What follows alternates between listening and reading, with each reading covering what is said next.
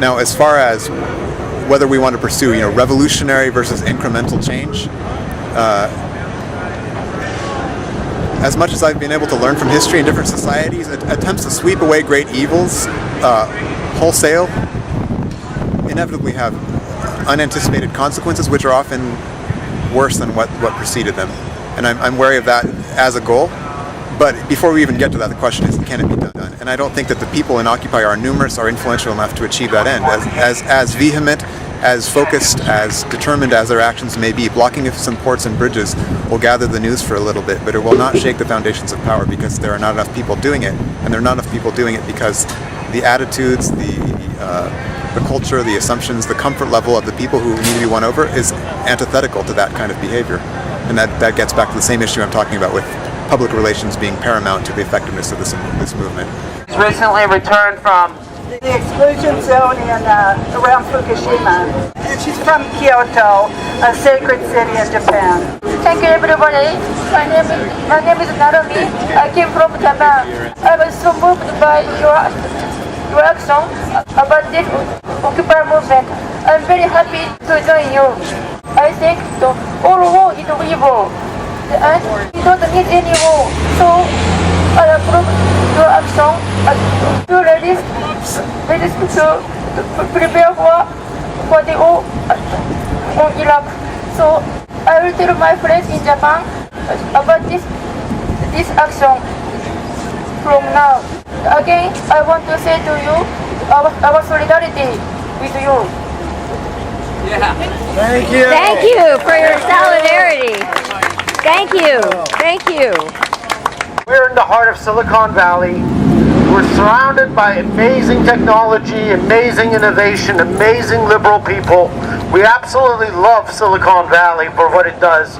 But at the same time, there are tech companies among them that produce technologies that are used to censor, that are used to diminish the individual rights to freedom, that are used to take away and curtail our rights and our liberties.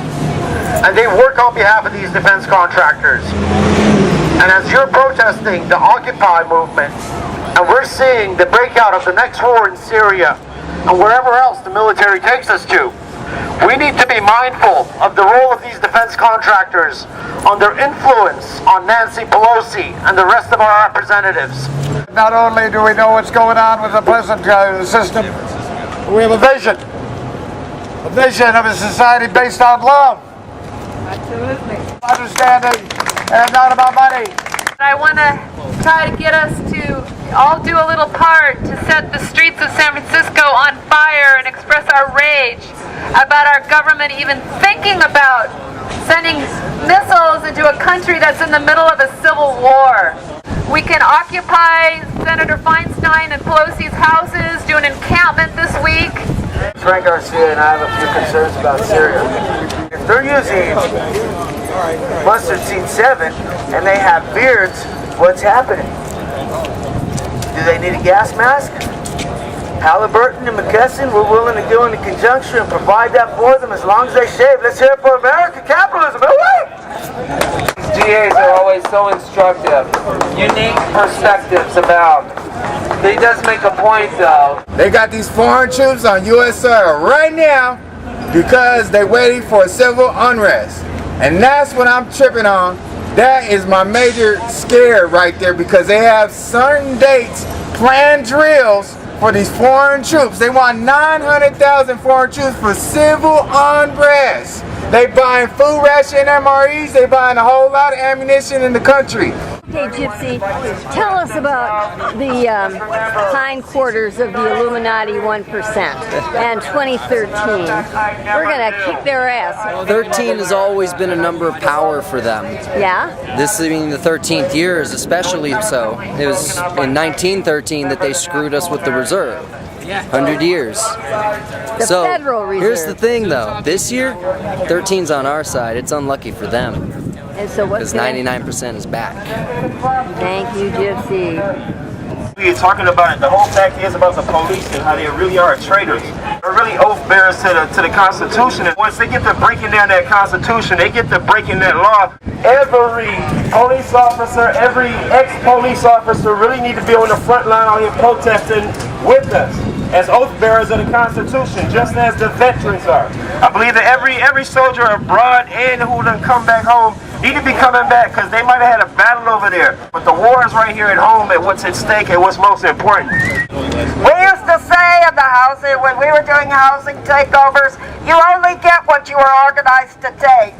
Well, that's truer than ever. We gotta take back our world from these greedy, warmongering exploiters. We gotta get rid of capitalism, which is based on exploitation, and we gotta put something that works for us in its place. And that's what this movement is about. When people are dying in the street and houses stand empty, when people are hungry, surrounded by everything that anyone could want, we could feed the world and our children are going to bed hungry. That's why I occupy. I just said it beautifully. So, you know what? You all know this. We all know this. We all agree on this. We all agree. That's what I love about this movement. We are all so very different, and we all share this beautiful vision. So we can't lose. One of the projects I hope to be working on with Code Pink, War Resistance League, and the American Friends Students Committee is making sure we earmark where our money goes to. No more of these stupid senators and congressmen voting 59% defense.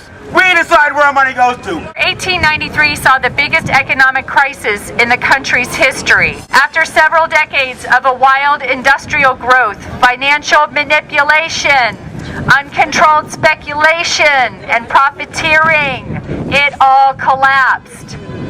642 banks failed, and 16,000 businesses closed down.